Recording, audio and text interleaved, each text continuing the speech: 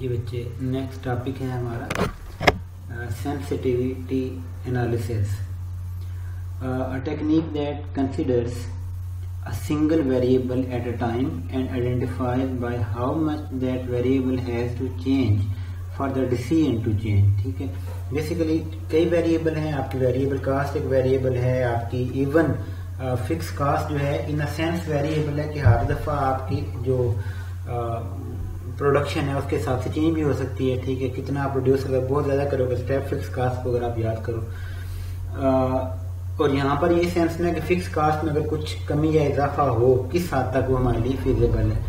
Revenue जो है उसके हिसाब से अपनी सेंसिटिविटी देखनी होती है कि रेवेन्यू में कितनी कमी हो तो वो काबिल बर्दाश्त है। सेंसिटिविटी से क्या मुराद है, देखे ना, हम किसी चीज के बारे में सेंसिटिव होते हैं, ठीक है, तो उसकी एक लिमिट होती है ना कि जी फलां हद तक तो ठीक है, इससे आगे एक बात दुरुस्त नहीं है। तो सेम बात यहाँ पर है, सेंसिटिविटी से मुराद हमारी, ठीक है, कि कितनी हद तक जो है वो काबिल बर्दाश्त है। तो यहाँ पर एक नीचे फार्मूला है, वो वैसे देख लीजिए, अभी हम थोड़ी देर तक उसको यूज करेंगे।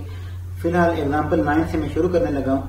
इनिशियल हिस्सा तो वही है जो हम पहले कुछ करते रहे, मतलब डिस्काउंटिंग कह रहे हैं, नेट प्रेजेंट वैल्यू कह रहे हैं, हम फाइंड करने लगे हैं। तो एक इनिशियल इन्वेस्टमेंट है, कितने की है जी, $50,000 की, और is expected to give rise to the following cash flows for each year from year 1 to 3, यानी कि ये एनुइटी वाला बन गया क्योंकि इक्वल अमाउंट्स हैं और 3 सालों तक उसे हमें देते रहना है।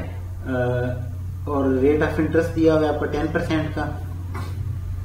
वेरिएबल कॉस्ट दी हुई है ₹3 पर यूनिट के हिसाब से, और इसी तरीके से सेलिंग प्राइस दी हुई है, और रेवेन्यू आपका गिवन है। तो हम पहले इन सारी चीजों को जरा फाइंड आउट करते हैं अपने तरीके से। तो हमारा फॉर्मेट क्या था, हम ईयर्स को लिख रहे थे, इनिशियल इन्वेस्टमेंट की बात कर रहे थे, तो यहाँ पे ईयर्स की बात आ जाएगी, इनिशियल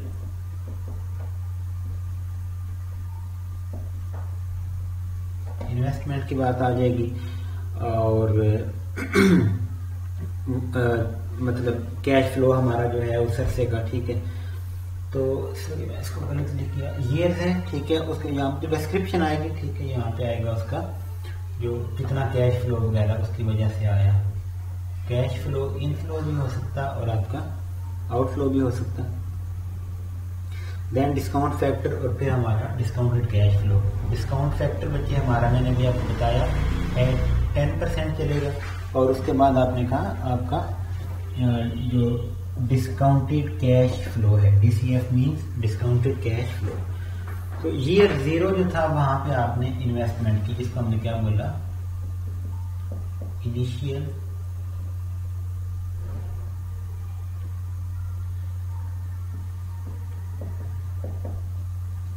इन्वेस्टमेंट। तो वो कितनी है जी, आपकी 50,000 थी, और डिस्काउंट फैक्टर आपको पता है जो पहले साल में होता है वो हमेशा 1 होता है। तो हमारा जो डिस्काउंटेड कैश फ्लो है वो 50,000 का आउटफ्लो बन गया। अच्छा जी, देन क्या है, आपको रेवेन्यू मिला 3 सालों तक, हर दफा कितना मिला जी, 1,20,000 रुपए।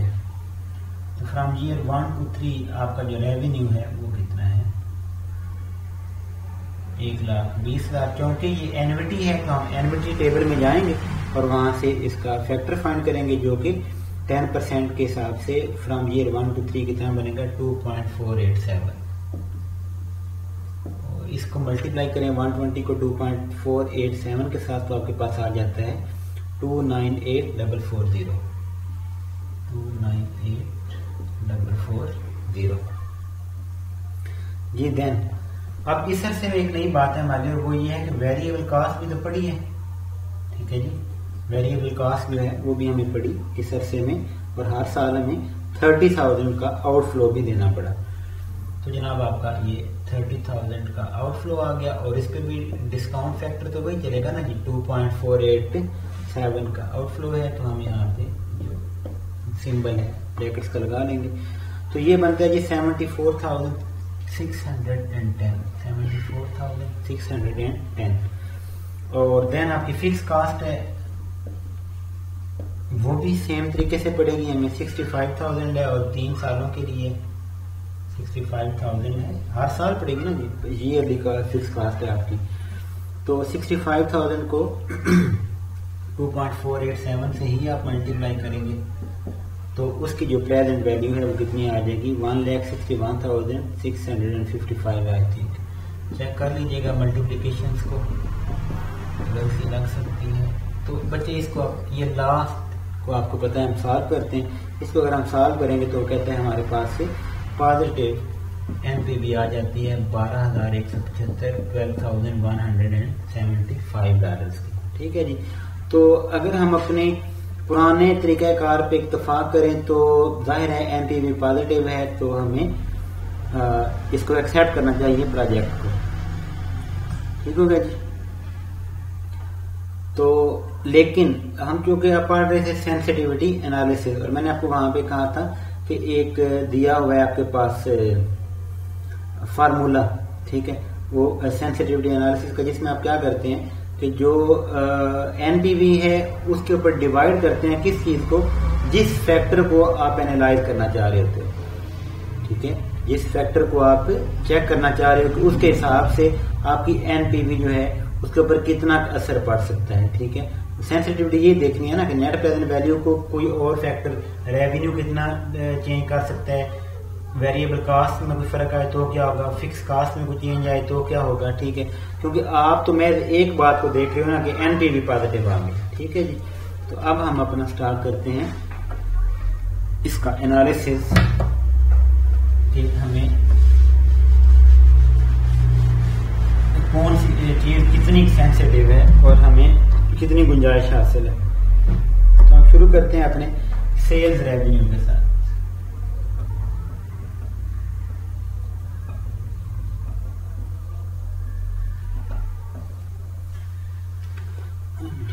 जी बच्चे, आपका सेल्स रेवेन्यू, और हम यूज करते हैं हमेशा बच्चे जो डिस्काउंटेड वैल्यू है, जो प्रेजेंट वैल्यू है। ठीक है, तो यहाँ पे हमारे रेवेन्यू की जो वैल्यू है ना वो 2,98,440 या 2,98,440 है। तो हमारी एनपीवी कितनी थी, 12,175। एनपीवी कितनी थी, 12,175। फार्मूले के मुताबिक आप इसको डिवाइड कर देते हो इसके ऊपर present value of the cash flow under consideration, जिसको आप कंसिडर कर रहे हो। हम रेवेन्यू की बात कर रहे थे, उसकी जो प्रेजेंट वैल्यू है वो 2,98,440 है, 2,98,440। इसको सॉल्व करोगे तो ये तकरीबन 4.1% बनता है। अब ये ठीक है, आंसर आ गया। तो ये आंसर हमें बता क्या रहा है, आंसर बच्चे आपको ये बता रहे हैं कि अगर रेवेन्यू 4% से गिर जाए, अगर रेवेन्यू में 4% की कमी आ जाए तो आपकी एनपीवी 0 हो जाएगी। अगर एनपीवी 0 हो जाती है दैट मीन्स के प्रोजेक्ट जो है वो आपके लिए फीजेबल नहीं है। ठीक है, हमने क्या किया, 12,175 जो कि एनपीवी है प्रोजेक्ट की, उसको डिवाइड किया किसके ऊपर, हमारा जिस फैक्टर को हम कंसीडर कर रहे थे, हम किसको कंसीडर कर रहे थे, रेवेन्यू को। तो रेवेन्यू की जो प्रेजेंट वैल्यू है वो हमने भी थोड़ी देर पहले ऊपर टेबल में निकाली, वो थी 2,98,440। ठीक है जी। तो ये तो एक चीज हमें मिल गई। इसके अलावा हम इसका फर्दर यूज कैसे कर सकते हैं उसने हमें वहां पे बताया हुआ है। अगर आप देखें सेलिंग प्राइस में तो आपको नजर आएगा कि जी 12 रुपए पर यूनिट है। इसका मतलब है 12 रुपए तक बिक सकती है। और अगर 12 रुपए में 4.1% की कमी आ जाए, ठीक है, तो वो कितना बनता है, तकरीबन 49 सेंट बनते हैं। ठीक है, 49 सेंट का मतलब है कि अगर आप $12 में से 0.49 जो है वो लेस कर दे तो बाकी क्या रह जाएगा, 11.51।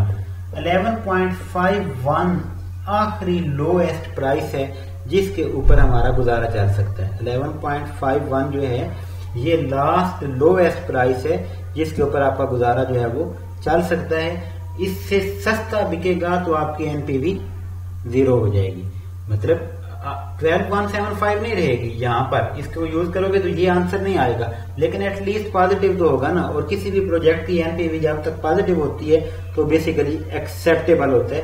लेकिन ये बड़ी डेंजरस सी बात है कि 12 रुपए वाली चीज अगर 11.5 पे आ जाए तो फिर वो नुकसान में चली जाएगी। तो जब हम इसको यानी कि इसका एनालिसिस करते हैं तो हम ये कहेंगे कि ये रेवेन्यू के हिसाब से तो बहुत ही डेंजरस किस्म की बात है कि ये 4.1% की रेवेन्यू में कमी हो या सेलिंग प्राइस में कमी हो, तो वो प्रोजेक्ट जो है वो अनएक्सेप्टेबल हो जाएगा। अब दूसरी चीज है सेल्स वॉल्यूम। अभी हमने क्या किया था, सेल्स रेवेन्यू, अब हम करने लगे अपना सेल्स वॉल्यूम के हिसाब से।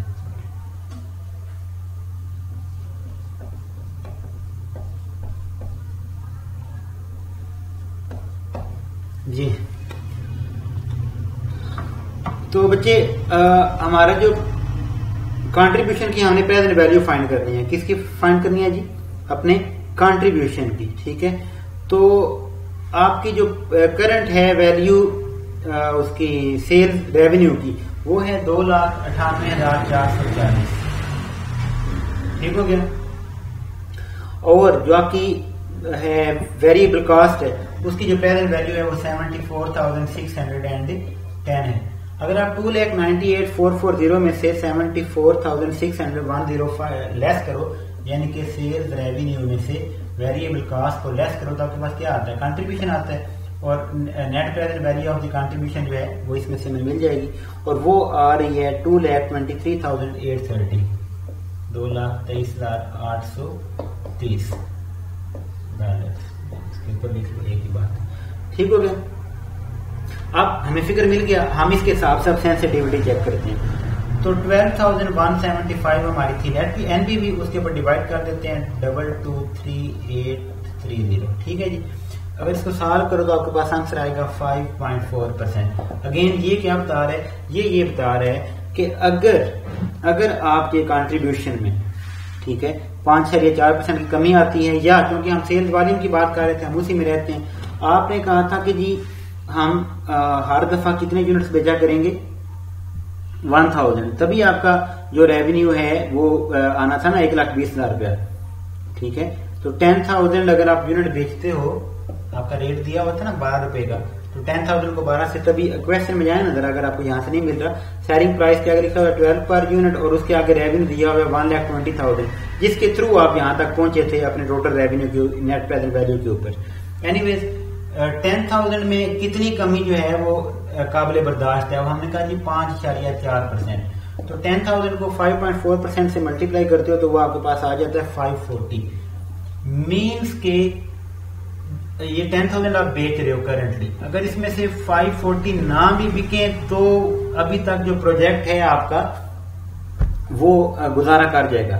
ठीक है, 10,000 में से 540 जाएगा तो बाकी कितना रह जाएगा, आई थिंक 9460 समथिंग इसके आगे पीछे। ठीक है जी, तो ये यहां तक गुजारा है, इससे कम बेचोगे तो आपकी एनपीवी नेगेटिव में चली जाएगी। यहां पर भी गुजारे से मुराद है कि एनपीवी 0 हो जाएगी, आपको 9,460 से ज्यादा आइटम बेचने पड़ेंगे।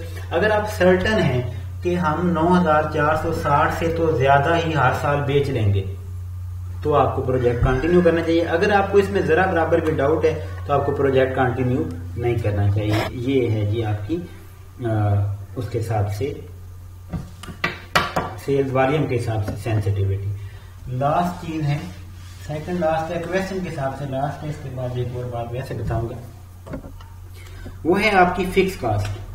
ठीक है जी, तो सेम फार्मूले के तहत आप उसको चलोगे, फिक्स कॉस्ट की सेंसिटिविटी 12,175, 12,175 आपकी क्या थी, एनपीवी थी, आप उसको डिवाइड कर देते हो at the net present value of जो आपकी फिक्स कॉस्ट है। ठीक है, और वो कितनी है 1,61,655, 1,61,655, इसके ऊपर डिवाइड करो तो ये आता है 7.5%। अगर आपकी फिक्स कॉस्ट आपकी फिक्स कॉस्ट 7.5% से राइज कर जाए तो आपकी एनपीवी जो है वो 0 हो जाएगी।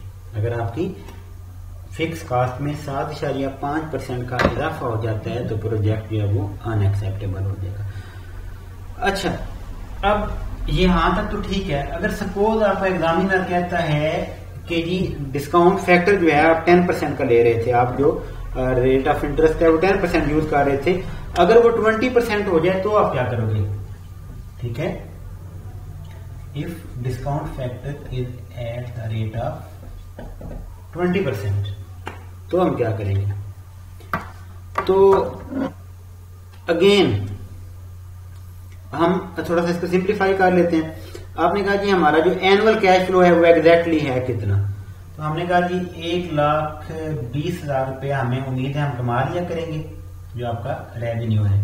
इसमें से वेरिएबल कॉस्ट आपकी कितनी थी, आई थिंक 30,000 थी,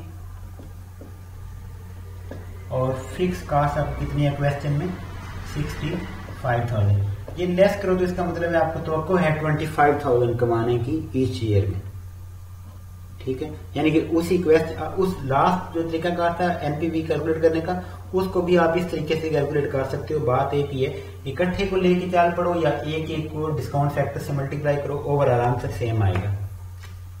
इसका मतलब है 25,000 का हमारा एनुअल जो कैश फ्लो है, इनफ्लो सारे खर्चे वगैरह निकालने के बाद वो ये बना करेगा। तो अगेन हम दोबारा अपने टेबल में जाते हैं। तो जो आपकी एनपीवी है ईयर जीरो जब था आपने इनिशियल इन्वेस्टमेंट की जनाब 50,000 की। डिस्काउंट फैक्टर जो है वो उसके ऊपर कितने का लगेगा, जाहिर सी बात है discount factor at 20% year zero में जो है उसकी वैल्यू 1 ही है, तो आपका आउटफ्लो हुआ 50,000 का। ठीक हो गया जी।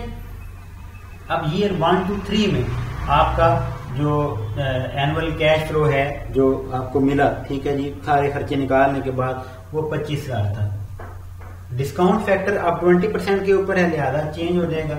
तो वो पहले आपका आई थिंक 2 पॉइंट समथिंग था और अब 2.106 है। इसको भी आपने अपने एन्युटी टेबल से कंफर्म कर लेना है। तो इसको अगर आप मल्टीप्लाई करो तो आपके पास आता है 52,650। प्रोजेक्ट अभी भी 2,650 रुपए से आपको पॉजिटिव एनपीवी जो है वो दे रहा है, ठीक है जी। तो एक सेकेंड,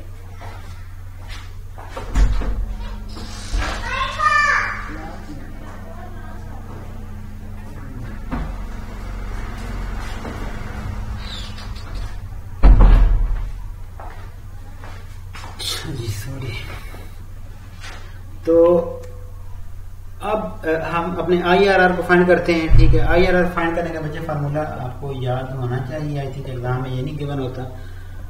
तो 10% था हमारा लोअर, और फिर हमें जरूरत थी कि जो एनपीवी है दोनों लेवल पे 12,175, ठीक है, divided by 12,175 minus 2,650 multiplied by 20 minus 10, ठीक है जी। तो इसको अगर आप सॉल्व करते हो तो आपके पास आता है 22.8%। हमें ये तो कंफर्म हो गया था यहाँ पर ही कि हमारा जो IRR है वो 20% से ऊपर होगा, ठीक है। अगर यह इस बात की समझ ना आए तो आपने जाके IRR वाला लेके दोबारा सुनना है। बेसिकली हम कहना ये चाह रहे हैं कि IRR को हमारे इंटरेस्ट रेट को जो कि ओरिजिनली 10% था, उसको 10% से बढ़ के 22.8% तक आना पड़ेगा, तब जाके हमें इंटरेस्ट के हिसाब से कोई टेंशन है। बात समझ आई? हमारे ओरिजिनल रेट ऑफ इंटरेस्ट 10% को बढ़ के 22.8% पे आना पड़ेगा, किसी तरह की हमारे लिए परेशानी क्रिएट करने के लिए। तो इस क्वेश्चन से हमें जो मोस्ट डेंजरस हमारे लिए जो आइटम था वो कौन सा था, सेल्स रेवेन्यू का, ठीक है, क्योंकि वो इंतहाई सेंसिटिव था। हमने वहां पर ये देखा कि उसमें 4.1% की कमी रेवेन्यू में। रेवेन्यू मीन्स कि जो अभी आपने चीज बेची है उसमें से आपने खर्चे नहीं निकाले, अगर उसमें 4.1% की कमी होती है तो हमारा प्रोजेक्ट जो है वो अनएक्सेप्टेबल बन जाता है। तो सबसे ज्यादा सेंसिटिविटी किस हिसाब से, रेवेन्यू के साथ, ठीक है जी। अल्लाह।